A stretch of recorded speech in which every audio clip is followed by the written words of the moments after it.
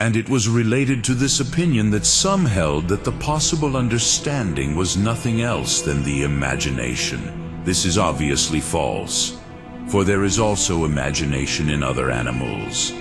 The sign of this is that when the senses depart, they flee or pursue them, which would not exist unless the imaginary apprehension of sensible things remained in them.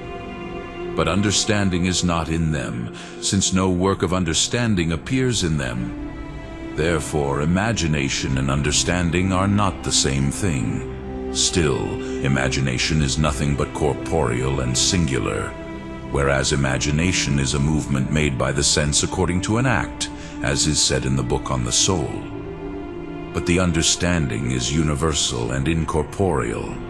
Therefore, the intellect is not a possible imagination.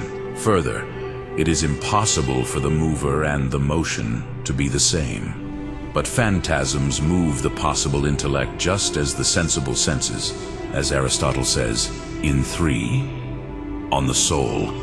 It is therefore impossible that the possible intellect and the imagination should be the same.